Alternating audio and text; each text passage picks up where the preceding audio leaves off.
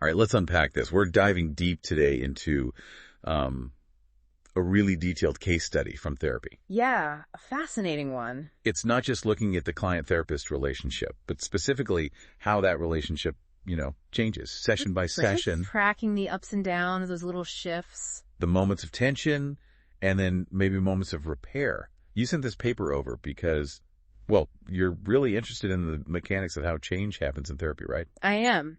And the study, it gives us such a unique look kind of under the hood. It uses specific measurements alongside the therapist's own clinical notes. So our mission today is to pull out the key insights from this really granular look at one person's journey through short-term dynamic psychotherapy. But it's such a critical area. We know generally that a strong therapeutic relationship, the alliance, is, well, it's vital. Right, that's foundational. But what studies like this are suggesting more and more is that it's not just the overall strength, but the dynamics within the alliance. It changes. Yes, specifically these moments they call rupture and resolution, where things get rocky, then they get repaired. That might be where a lot of the real work happens. You often see that like a V-shape on a graph, yeah. Precisely, if you plot the alliance scores over time, that dip in recovery.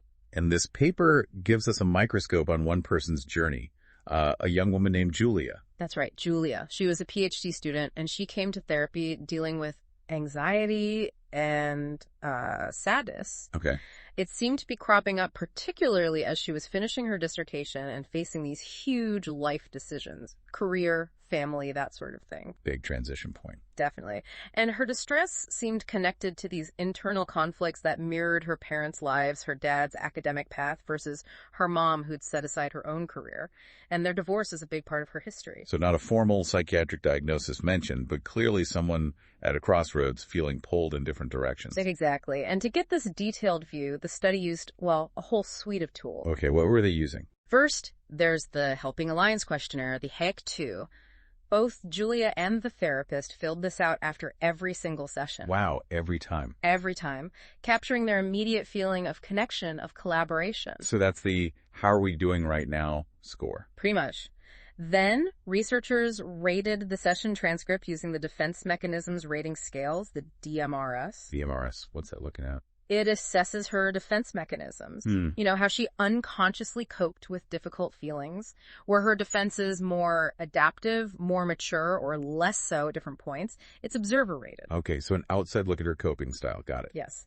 They also use the Core Conflictual Relationship Theme, or CCRT, that's another method using transcripts, looking for her recurring relationship patterns. Like her unconscious relationship script. Essentially, yeah, what she wanted from others, how she expected them to respond, and especially how negative those patterns felt in certain moments. Right, mapping the core conflicts. And finally, the therapist used something called Transference Dimensions Monitoring, TDM. This was his view. His take on the transference. Yeah. Specifically, who Julia seemed to be relating to him as, was it more like her mother or more like her father? They call that the nature or the pole of the transference. Maternal or paternal. Right. And also whether that dynamic felt generally positive or negative to him. That's the valence. Okay, so you've got Julia's view, the therapist's view, and observer ratings. That's multi-layered. It really is. And the therapist, based on his clinical sense, broke down Julia's 34 sessions into 4 phases. These phases track the themes and the shifts in the relationship. Let's walk through those phases then, because that gives us the story of the therapy. Okay, phase 1, sessions 1 to 4. The therapist described Julia as inhibited, finding it hard to talk to him. A male therapist. Exactly. And she actually connected him to her father. She spoke about needing female role models, like her mother, feeling excluded, linking it back to her parents' divorce. So the family stuff is right there in the room from the start. Absolutely. The therapist saw her current distress as linked to these past separations. Now, the measures in this phase. How'd they look? Well, Julia's alliance score, the HAq-II, it actually dipped a bit in these first few sessions, suggesting some initial distance, maybe? Okay. Yeah. Not clicking right away. Possibly. And interestingly, the therapist's transference rating, the TDM, shifted towards feeling more maternal in nature. Maternal. Even though she linked into her father. Yeah, it's complex. Maybe she was unconsciously hoping for a maternal figure, or maybe the difficulty with a male figure stirred up other dynamics related to mothering. It's not straightforward. Fascinating. Okay, phase 2, sessions 5 to 17, longer phase. He called this one concerning self-control. Yes. And here, Julia started talking about her sister's illness and how her mother tended to minimize Julia's own needs, her need for therapy or attention. Okay. She struggled to accept her own sadness, her need for focus. Memories came up moving house when she was 4, the sense of loss there, and she showed some resistance. Resistance, like feeling stuck. Yeah, finding sessions hard, feeling like they weren't getting anywhere, talking about the same thing. So that's often how it looks. Right. And underneath, anger towards her father for leaving started to surface more clearly. The DMRS scores actually showed her reestablishing some less adaptive defenses during this time. So defenses went down a bit functionally. Seems so, yeah. Discussions got more direct about the conflict with her father. There was this driving phobia she had. A fear of driving. Yes, which the therapist connected to her fear of aggression, feeling passive, and her really strong need for her father's approval, his positive opinion. Wow, okay. So the father theme is getting deeper. Very much. She talked about finding it hard to cry in therapy, just like she held back tears with her father, struggling with emotions, linking it to him, but also to her sense of being female. That link to female identity is interesting, too. It is, and there was a moment she got annoyed. The therapist suggested her ambition might be tied to her father, and she felt doubted. Like he was questioning if it was really her ambition. Exactly. He challenged her, was this path hers, or was it for her father? How did the measures track this longer phase 2? Well, clinically, the alliance score, which had dipped initially, started to increase more steadily here, suggesting the connection was building. Okay, strengthening. And the therapist's view of the transference nature, the TDM pole, it shifted firmly from maternal towards paternal, reflecting that focus on the father conflict. Makes sense. All right. Phase 3, sessions 18 to 23, labeled concerning greediness. That sounds different. It is a shift. In this phase, things actually improved with her father. She started having better contact. Oh, okay. And interestingly, that coincided with her thinking about compromising her career goals. Maybe not being quite so driven down that one path. Connection there. Maybe. Financial issues came up, therapy costs again, linked back to her father and money. But the main thematic shift was from control, what the paper links to maybe anal dynamics, towards something they call oral veracity. Oral veracity. Can you unpack that a bit? What does that mean in this context? Good question. So in dynamic terms, oral themes often relate to really early needs, dependency, feeding, being taken care of, receiving. And veracity implies this intense, almost insatiable hunger or craving. So less about holding things in, more about wanting, needing, taking in. Exactly. She started focusing on intense cravings, hunger, wanting sweet things, and she connected this craving specifically to conflicts with her mother. So the focus shifts from father back to mother dynamics around this theme of wanting or craving. Precisely. The therapist picked up on this greediness, linking it to her desire for security, like an apple her mother used to give her, suggesting it was a little baby part of her talking. Wanting that fundamental security. And there's this amazing detail. She admitted, after session 20, she'd gone and bought a bun. She'd told herself she wouldn't. Why? She was scared of being hungry in the next session, session 21. Wow, that's acting it out immediately. Right. So tangible. She felt tense, worried about the future, even described feeling childhood sensations. And a big thing here. She felt really troubled by the thought she wasn't unique to the therapist. He had other patients. Yeah. This feeling of wanting to be exclusive, this greediness for his sole attention, it got linked to safe places, her mother's apartment, his office. The therapy space as that exclusive, safe container. Exactly. Discussions broadened out rivalry, femininity, sexuality, competition with her mother. Complex feelings emerged around her continuing contact with her father after the divorce when her mother hadn't. Deep stuff. Very. Resistance popped up again, complaining about therapy feeling mandatory. Maybe a sign of the intensity? That'd be. But also a moment of acceptance. She acknowledged her parents had a relationship before the divorce, which let her think differently about her own future, marriage, family. Opening possibilities. And then, session 22, a really key moment. A dream. She dreamt she had a baby and then forgot the baby. The dream baby. That sounds significant. Hugely. It connected directly to her conscious desire to get pregnant, themes of motherhood, but also the looming separation from the therapist. The end was getting closer. The baby representing maybe the therapy itself or something she wanted to create. All of the above, likely. It brought up deep sadness, loneliness, memories of past separations, moving house, a teacher's death. Really potent stuff. So how did the measures handle all this intensity in phase 3? This sounds like a roller coaster. It was reflected in the measures. This phase saw more instability. The alliance score, Julia's HAq-II, which had been rising, showed a clear drop followed by a recovery. The V-shape. The first V-shape, yes.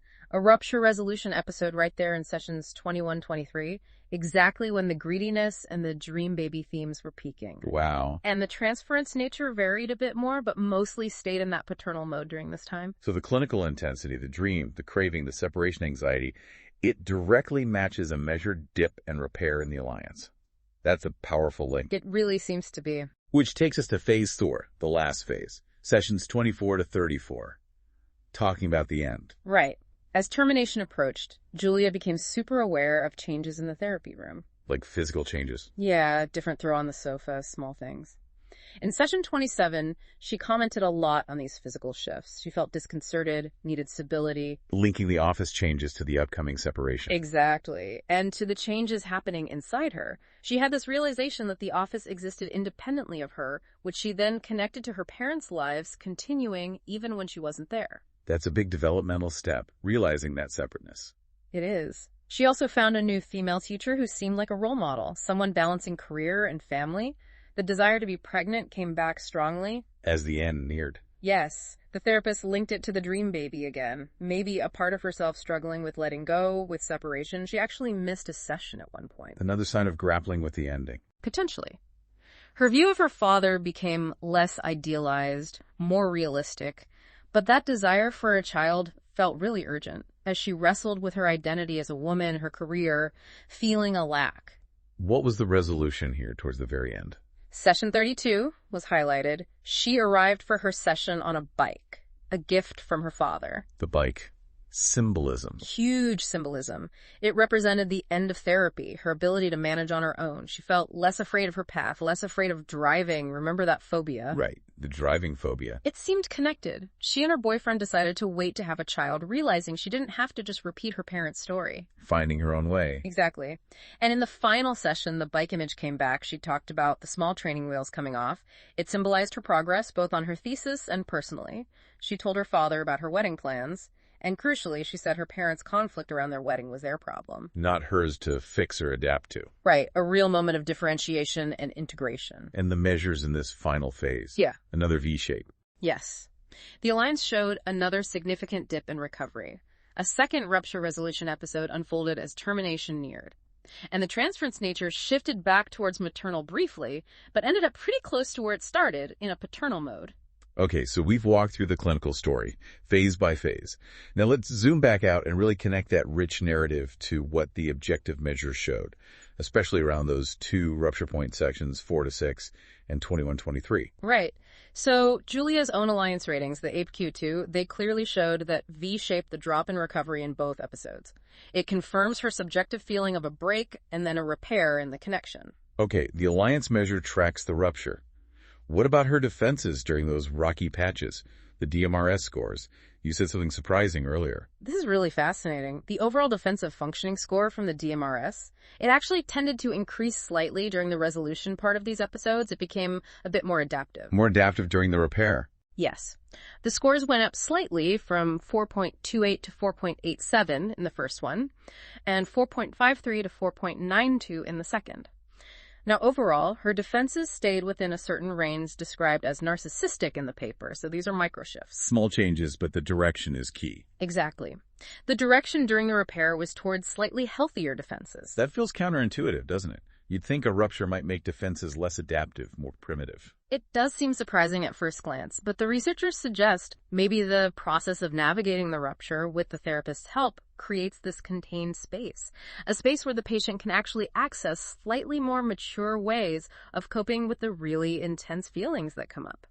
So the repair process itself facilitates a temporary shift. It's like a momentary window into a different way of functioning. Not necessarily permanent yet, but it happens within that corrective experience. It's subtle, but really important evidence about what might be happening dynamically. Okay, that reframes rupture not just as a problem, but as this stress point where the system might actually learn something new, even if temporarily. What about the CCRT, the core conflict measure? How did that look in the ruptures? The CCRT really captured the intensity, the specific sessions right at the bottom of the V, the peak rupture sessions, like 4 and 21. Yep. They had incredibly high negativity scores for how Julia was experiencing her relationship patterns, like 100% negativity in those moments. 100%. Ah. So, at the exact point the therapy relationship felt most strained, her whole relational world internally felt completely negative. That's what it suggests, like her core conflicts were just fully painfully activated right then and there. But, crucially, The resolution sessions that followed, sessions 6 and 23, showed significantly lower negativity on the CCRT. Okay, so the V-shape wasn't just the alliance bouncing back. It was core conflict flares up intensely, negativity spikes, defenses might even momentarily improve during the repair, and the negativity then lessens as the alliance recovers. That's the complex picture the data seems to paint. These rupture resolution cycles seem to be moments where the core conflict is maximally engaged and the repair involves shifts in conflictuality and defensive functioning. Which brings us right to the core idea here, bridging that gap between the subjective, rich clinical story and these, objective numbers. Exactly. And this case study really shows the power of using both lenses. The clinical narrative, the therapist's understanding of the themes, the father-mother dynamics, the greediness, the bike, the dream baby that provides the meaning, the context. The human story. Yes, it captures those moments of psychic change, of insight, like when Julia realized she held back tears with the therapist just like she did with her father. You feel the shift. But the measures add something else. They do. The researchers use this great analogy, a seismograph. Okay. The clinician, the human observer, notices the big earthquakes, those moments of crisis or breakthrough you can't miss. Right, the obvious shifts. But the objective measures, the HAq-II, DMRS, CCRT, TDM, they're like the seismograph, recording all the tremors. Even the subtle shifts, the prolonged movements that maybe aren't immediately obvious to either the therapist or the patient. They give you that empirical evidence, that trace of the process happening over time. Precisely. And it seems Julia's alliance rating and the nature of the transference, that maternal-paternal dimension, tracked pretty well with the therapist's 4 clinical phases. They reflected those big thematic shifts. But not all measures were equally sensitive. Interestingly, no. The therapist's own rating of the alliance and his sense of whether the transference felt positive or negative to him seemed less sensitive to the phase changes. So in this case, how the patient felt the connection was and who the therapist felt he was being treated as, mother-father, were better indicators of the underlying phase shifts than how the therapist felt about the connection overall or whether it felt good or bad to him. That's a really key nuance, yeah. It highlights maybe the patient's subjective experience and the core transference dynamic are particularly sensitive markers. Okay. And the study suggests these ruptures, these moments when the patient feels maybe more vulnerable, more regressed, using less adaptive defenses, feeling that intense conflict, they act as a kind of transference crisis. A crisis, yes, but not just meaning bad. Right. Crisis is a turning point. Exactly. The crisis isn't just a problem to be smoothed over. It's potentially a window into core themes, a moment where the patient's fundamental relationship problems are right there, active, in the room with the therapist. Exposed, yeah. And then the resolution phase, the repair, becomes the corrective emotional experience. It's the chance to live through that difficult dynamic differently. And because Julia had a good outcome. The suggestion is that this repair process happened successfully, at least in those 2 measured instances, and that helped her integrate the insights and move forward. So the V-shapes aren't just statistical bumps. They're potentially these super intense, focused moments of conflict activation, working through, and transformation. They really seem to be where the rubber meets the road, where insight becomes more than just intellectual. It's felt, it's relational, it's worked through in the relationship. So thinking about all this, what does it mean for you, listening? This deep dive, it really shows us that understanding the dynamics of any important relationship isn't static, is it? Not at all. It's about watching the flow, noticing those specific moments, the tension, the conflict, the arguments maybe, but also the moments of coming back together, the repair. And seeing how those moments might connect to deeper patterns we have. Absolutely. It really highlights the power of combining that sensitive, subjective awareness, just noticing how things feel with maybe a more objective lens, whether that's actual measures like in the study or just stepping back sometimes to look for patterns over time. To really see the process of change or maybe stuckness unfolding. Yeah, and it suggests that the challenging moments, those ruptures, they aren't necessarily failures. They could actually be opportunities. Opportunities for insight, for growth. Potentially, yes. And it's a big if, they can be navigated and repaired constructively. If you can talk about what happened, understand it, reconnect. Okay, so here's where it gets really interesting, maybe something to think about. Yeah. If therapy provides this kind of stage, this container, for working through core conflicts via these rupture and resolution cycles, what ruptures and resolutions might be playing out, maybe unnoticed, in your own most significant relationships, your partner, family, close friends? And thinking about that seismograph analogy, how might you start to develop a similar kind of awareness, a seismograph sensitivity, to understand what's really happening beneath the surface in those connections?